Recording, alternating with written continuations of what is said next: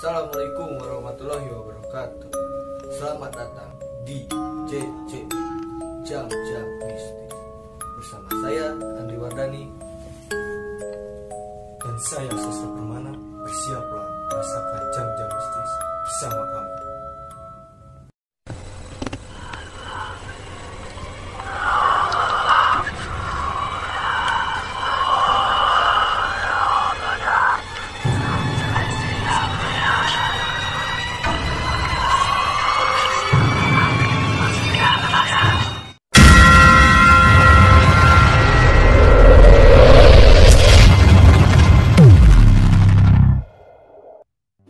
Halo teman-teman, balik lagi di konten JJM Jam-Jam Mistis. Oke, kali ini kita kedatangan tamu hari ini. Ini kenalan kita di gunung waktu kita sering main-main gunung. Namanya Bang Ip. Ya Bang? Ya. Gimana Bang kabarnya? Alhamdulillah luar biasa. Nah, buat teman-teman nih kan pada mungkin sebagian belum tahu ya Bang itu sebagai siapa gitu, sebagai apa di organisasi apa gitu. Oke, langsung aja. Iya. Perkenalkan, nama saya Bang Ip. Jadi ada yang panggil Bang Ipe, ada yang panggil Bang Ip, ada yang panggil Abi, ya. Tapi jangan dipanggil sayang ya.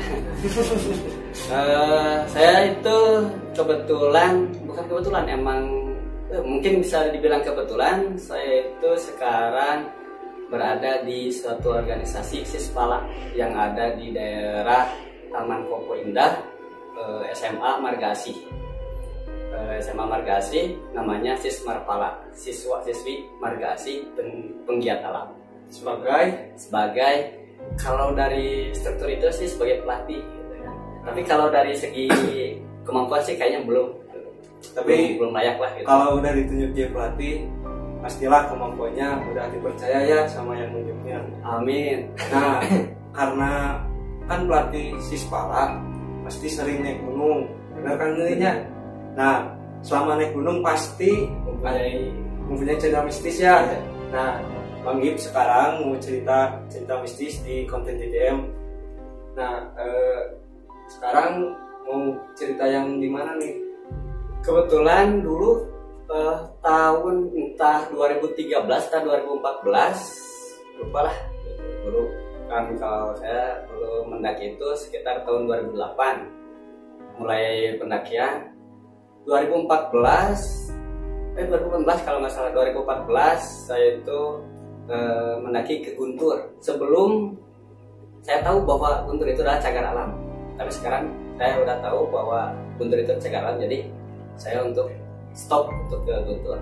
Buat teman-teman juga yang buat teman-teman, kalau bisa bukan kalau bisa sih, harusnya harus untuk daerah-daerah yang sudah masuk zona cagar alam, janganlah. Masih banyak lah. Wah, masih banyak yang gunung-gunung terkenal. Yang bagus-bagus masih banyak. Bahkan yang dekat-dekat kita aja bagus dah, pemandangannya mah asli ya. Asli. Oke, lanjut ke cerita.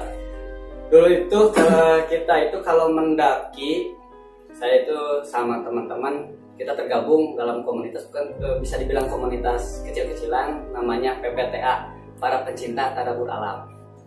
Kita terdiri dari saya, Purkon, Arya, Bos Jaman, Dedi, Fajar, dan lain-lain. Itu kita sering merencanakan, kadang sebulan sekali, kadang 2 bulan sekali. Dulu kita pernah Cikuray sama Pepandayan, dan ada istilah kalau kata pendaki yang lain mah, kalau di Garut itu adalah Paguci. Paguci, Papandayan, Guntur, Cikuray. Nah, Papandayan udah, Cikuray udah, nah baru Guntur. Kita merencanakan, gak tahu, lupa lagi tanggalnya. Kita merencanakan setiap kita berangkat itu adalah hari Sabtu sore sesudah kita bekerja. Akhirnya kita merencanakan mau ke Guntur. Akhirnya dua seminggu ke depan gitu, rencana kita untuk berangkat terrealisasi. Gitulah. Akhirnya kita berangkat itu sudah sholat maghrib, jauh langsung berangkat dari Taman Koko daerah Rahayu. Kita berangkat, sudah mengumpul semua. Berapa orang tuh yang berangkat? 8 orang. 8 orang. Itu dari cowok cewek itu? Enggak, cowok semua gitu. Dulu masih dibilang kalau nggak normal bahaya kan. Jadi masih berangkat cowok-cowok semua, 8 orang. Kebetulan saya itu bukan yang paling tua, tapi saya dituakan gitu kan sama teman-teman itu disuruh menjadi seorang leader, jadi pemimpin mereka. Jadi apa-apa mereka nanyain ke saya. Singkat cerita, kita itu berangkat entah jam 8-an atau jam 9-an itu kita nyampe di Guntur, via Citiis. Di sana itu ada rumah Pak RT. Itu kita udah nyampe di rumah Pak RT yang di depannya ada masjid. Itu kan nggak ada base camp tapi nggak tahu. Dan dulu mah pas ke sana nanyain ke ada Pak RT, kata Pak RT ya udah kan di sini aja, sama aja kata Pak RT teh. Oke. Kita ngopi-ngopi biasa lah gitu kan, merokis, kopi gitu kan, istirahat lah, break dulu sambil kita packing. Dan akhirnya kita nanyain sama si Pak RT, Pak RT gimana kita mau berangkat, tapi kita kan masih tetap kurang tahu jalur gitu kan. Ya udah nanti ada yang nganterin, kamu bayar aja. Kita sepakat udunan 1 orang itu 10.000, berarti 8 orang itu 80.000 untuk membayar yang nganter. Akhirnya kita diantar sama 2 orang, si Emang sama anaknya kayaknya itu. Kita berangkat, tapi kita nggak pakai jalur yang lurus, yang ke yang bebatuan. Saya dan kawan-kawan itu ngambil jalur yang ke hutan. Kenapa? Gak tahu dari yang nyuruhnya. Dibawanya ke situ, ke situ yang ikutin. Dari perjalanan itu emang pas udah berangkat udah malam kan, sekitar jam 9-an lah. Kita jam 9 setengah 10-an lah, kita berangkat jam 10-an kalau nggak salah. Kita jam 10 langsung berangkat. Tahu sendiri kan dari gunung gimana gitu. Kalau perjalanan malam udah mau oksigen kita udah mau kita berebut sama pohon gitu kan. Tambah kan mistisnya gimana kan gitu. Pasti. Akhirnya kan kita sambil berjalan udah kita hampir-hampir terjadi gimana ya. Pas mau naik, kalau yang pertama naik normal, yang kedua itu putus, hampir jatuh ke jurang gitu kan. Banyak insiden gitu. Kita hanya normal dan kata Siman udah sampai sini dengan nganternya. Simang nganternya sampai tengah jalan ya. Nggak tahu di mana itu juga kan kita. Cuman kata Simang teh lurus, ikuti jalur, nanti ada pertigaan. Pas ada pertigaan, ambil kiri, jangan ambil kanan. Kalau ngambil kanan itu akan kemana gitu kan. Jadi ngambil kiri. Oke siap. Akhirnya kita berlapan berangkat. Dan kita juga kelihatan ada kan lampu-lampu yang mau naik ke Guntur. Oh iya. Dari pos 3 ke puncak kan gitu kan. Pas mau ada yang samit, itu kelihatan itu lampu-lampunya itu kan. Jauh dari di depan gitu. Akhirnya kita jalan. Cuman dari pas Simang udah tidak ada, udah turun.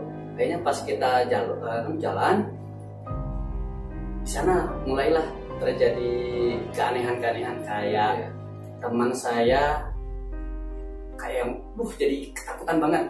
Saking takutnya di perjalanan sampai ada jalan tapi di sini di sebelah kiri itu bukan jurang.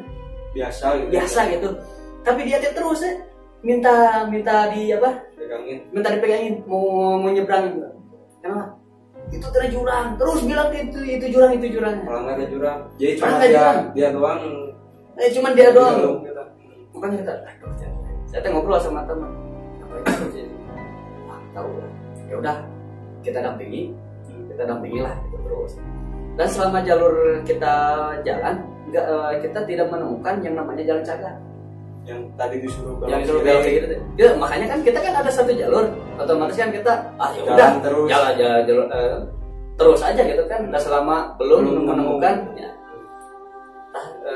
ternyata dan teman saya bilang gimana nih ini ke perjalanan ada di pinggir ada kayak gimana ya, kata teman saya itu kayak hewan tapi dari pinggir itu terus ngikutin dari bawah tadi deh sampai sekarang tuh masih ada suara kayak hewan kayak suara hewan gitu, tapi suara hewan sambil jalan gitu. Tapi jalan Ikutin kita, tapi bukan di belakang, tapi di pinggir. Tapi sewanya nggak kelihatan gitu atau? Nggak kelihatan. Tapi kalau lagi kita jalan, dia tuh kedengar lah suara jalan pas, gitu. pas berhenti Ikut berhenti gitu kan. Gitu. Jadi kita merasakan terus sampai Kayak pantau. kayak pantau gitu. Tapi saya kan otomatis kan sebagai leader tidak boleh memperlihatkan rasa takut. Kalau jujur saya ya saya juga ngeri saya sebenarnya, cuman saya bikin suasana biasa aja gitu kan. Karena kalau saya memperlihatkan ketakutan, otomatis kan yang lain juga pasti ikutan ketakutan, gitu kan? Pasti ke bawah ketakutan. Akhirnya kita sambil jalan dalam kondisi kita hampir semua merasakan bahwa ada yang ngikutin.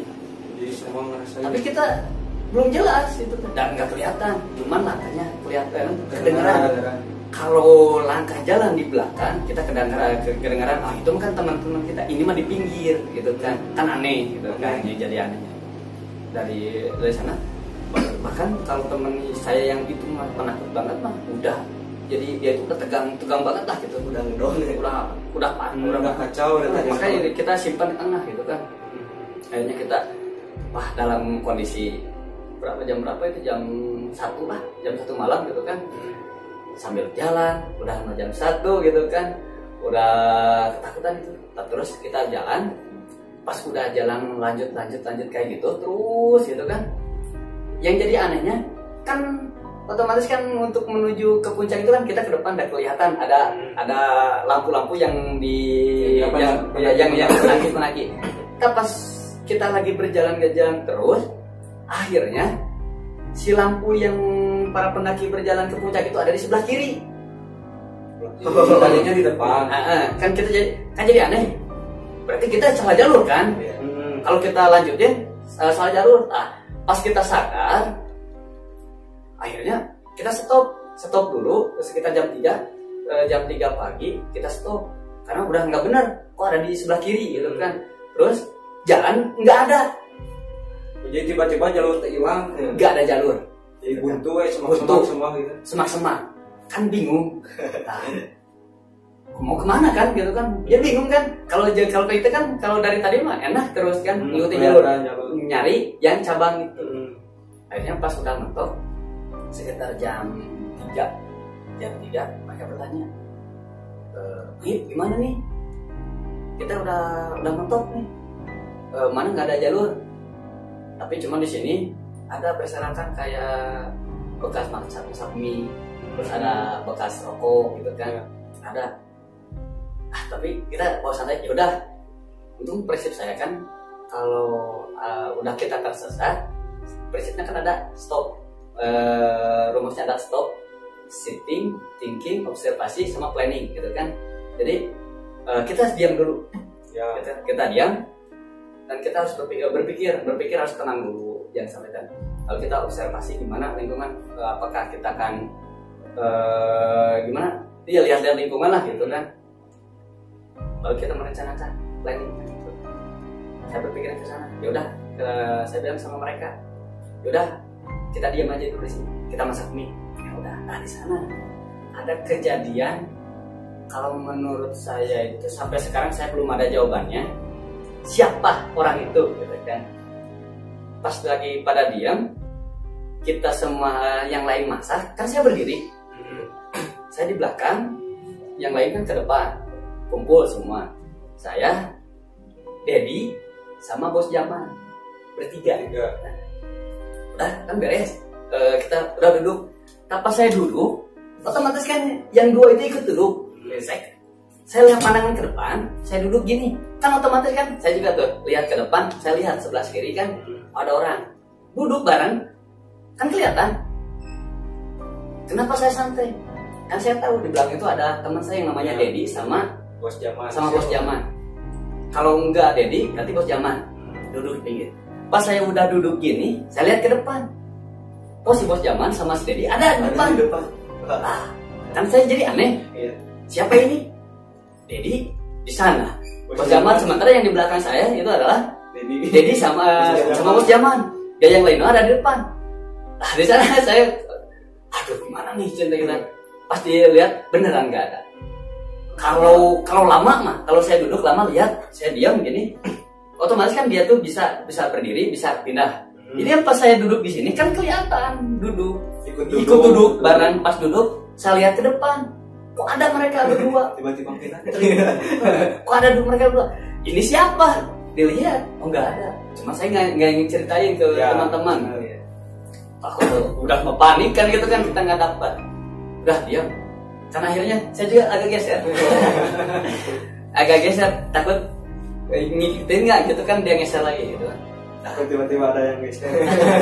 Nah pas, lumayan tegangan gitu kan. Cuman udah mungkin di sana itu yang lebih tegang itu saya, yang merasakan lebih tegang gitu karena saya melihat gitu kan. Jadi kalau sepintas mah ini mas saya lihat jelas duduk bareng gitu kan. Dan tadinya kan berdiri gitu bertiga. Kan. Makanya anehnya kayak gitu. Pas sudah kita sampai udah duduk ngopi-ngopi gitu kan. Katanya gimana mau lanjut? Nantilah pagi aja Nunggu terang. nunggu terang biar kita bisa tahu lah jalan kemana. Kan berarti otomatis kan nggak ada jalan lagi selain balik lagi kan gitu kan. Cuman jalur balik lagi. Cuman ngebayangin ya, udah mau nyusup kemana gitu kan. Akhirnya kita diam sampai pagi. Yang nyuruh sama teman, ya udah sama si bos Dede, sama si bos Jamal, sama Dede itu kayak nyuruh, ya udah cobain kontrol ke sana, apakah ada jalur enggak. Tapi ada orang teman saya yang mungkin efek takut berlebihan sampai bilang pas mau pergi, "Di, jangan tinggalin saya ya." Kan aneh, yang masih juga mereka yang ketinggalin sama kita kan gitu. Mungkin dia efek dari ketakutan gitu kan. Udah, akhirnya kita sholat subuh, pas udah terang, kedengeran ada suara-suara kayak yang ngobrol, gitu kan. Pas udah subuh mah kelihatan terang. Lucunya, bukan marah nggak ada siapa-siapa. Lucunya, yang semalam kita nggak ada jalur, ya. Pas udah pagi, ada jalur tuh ke kiri. Itu di tempat itu di pertigaan. Ada, kita itu duduknya di pertigaan, gitu kan. Di belakang kan jalur yang kita berangkat. Kan semalam tuh kita nyari, nggak ada. Tapi pas udah pagi, ini jalur. Kan kita semua pada ketawa sambil gimana gitu kan, sambil berpikir. Kita masuk jalur, masuk. Ternyata ada orang-orang lagi cuci piring. Di sana itu pos 3. Itu pos 3. Tapi semalam nggak kedengeran ada orang. Nggak ada orang, pada deket sama itu. Sama camp yang sama pos 3 kan. Gitu kan. Itulah sampai sekarang saya belum menemukan jawaban siapa yang duduk gitu kan dan kenapa itu. Akhirnya kita lanjut aja ke puncak gitu kan, sampai kita carrier udah capean, carrier disimpan di bawah di pos 3, kita langsung ke puncak. Ke puncak 1, kita sampai ke puncak 1 saja. Di puncak 1 kita udah kelelahan, kita tidur di batu. Ada fotonya kalau mau lihat nanti lah. Ada di batu, kita tidur sama ke tengah. Cuman yang anehnya kita tidur, yang lain foto sambil foto, kita fotoin tidur. Udah kita minta dipoto. Teman saya pindah dari pindah. Kenapa? Saya nggak tahu kenapa dia pindah. Kalau gitu padahal enak kan kita menjajah.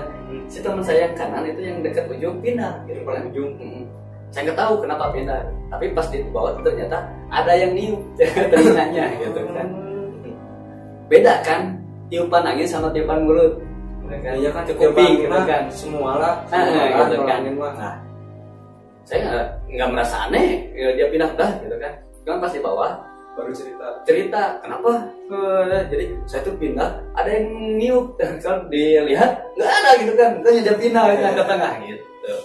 Akhirnya udah, karena kita kan bawa logistik sedikit kan gitu, akhirnya kita sampai turun saya di paling belakang, udah ngambil carrier dari pos 3, kita turun sampai kayak pertambangan kayak ada pertambangan lah gitu kan. Nah di itu ya ada yang menambang pasir atau gimana gitu kan. Cuman saya kan berdua sama yang namanya Purkon, itu santuy orangnya gitu, santuy itu kan. Mereka ngobrol atau pengen cepet-cepet nyampe, mereka yang lain pada cepat, kita berdua santai di belakang. nah di belakang ya gitu kan. Akhirnya gak tahu gimana, dan saya terus lurus, saya emang nggak belok. Akhirnya pas ada pertigaan saya santai, pas lagi duduk saya istirahat, tiba-tiba yang tadi duluan, yang berenam itu duluan muncul dari sebelah kanan. Aneh mereka juga aneh. Kenapa udah Kok kita di depan?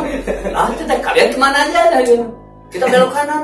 Sekarang baru nyampe sini. Ya, kita mah nggak pernah belok. Enggak kan? Nah, kata mereka itu di atas ada petunjuk belok kanan. Udah, saya nggak lihat.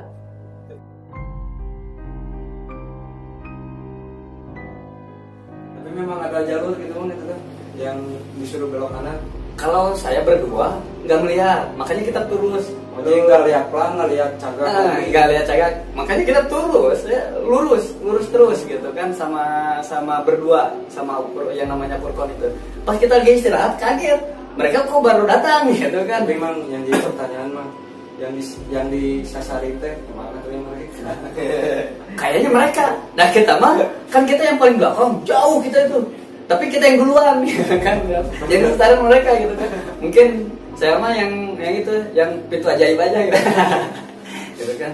Akhirnya pas kita udah sampai sana, wah mereka nanya, "Lah kok kalian bisa ada depan?" gitu. Nah, kita sambil bercanda-bercanda jauhnya, ya tergantung lama-lama aja gitu. Akhirnya kita sampai ke apa itu teh, yang Pak RT, rumah Pak RT. Lalu kita bercerita ke Pak RT, dan ternyata kata Pak RT, Pak RT juga pernah mengevakuasi di tempat itu.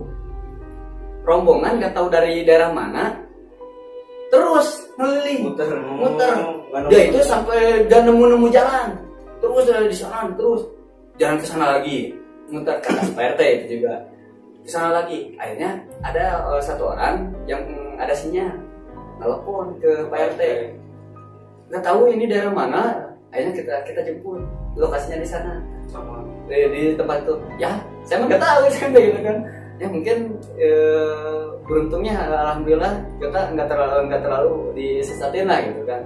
karena tadi saya emang udah tahu gimana ya, minimal tahu sedikit ilmunya. Kalau kita nggak nemu jalan atau udah ngerasain sate kan stop dulu. Terus tadi apa, Bang? Ya stop itu dari singkatan dari sitting, thinking, observasi, sama planning. Nah, itu teman-teman. Kalau nggak nemu jalan, mending gitu dulu. Jadi nunggu terang baru kan kelihatan semuanya gitu. Tapi ini memang kan tadi sebelum ada kejadiannya itu kan, apakah emang ada gimana gitu temen Mang Ib yang bilang kasar atau sombral atau gimana? Enggak. Gitu? Kita orangnya lembut. Enggak, emang jadi kebiasaan orang-orang teman saya itu emang gitulah bahasanya. Kalau di gunung ada agak kasar-kasar kayak gimana gitu kan. Ya mungkin efek dari sana bisa jadi kan gitu. Tapi walau alam lah, saya juga nggak bisa menerka-nerka. Kalau saya itu ya, sampai sekarang juga saya belum tahu jawaban siapa yang lebih pikir saya itu. Oke, Kalau sekarang mah tahu ini yang udah. Oke, Mang Ib. Terima kasih buat ceritanya ya, Dik. Ya, begitu. Jadi gimana, Dik? Oke teman-teman, jadi kesimpulan dari pendakian Mang Ib ke Gunung Guntur, yaitu mungkin karena teman-temannya mungkin bicaranya kurang sopan juga mungkin ya, dan karena gunung itu tempatnya tempat makhluk gaib. Jadi kalau kita menaiki gunung, angka baiknya sopan ya. Begitu mungkin cerita mistis kali ini. Jika kalian ada yang mau ikut menceritakan cerita mistis kalian, bisa di komen di kolom komentar, juga di DM di IG kami kreatif.18_ dan jangan lupa subscribe channel ini, bagikan, like, dan komen juga ya. ya. Sekian episode JJM kali ini.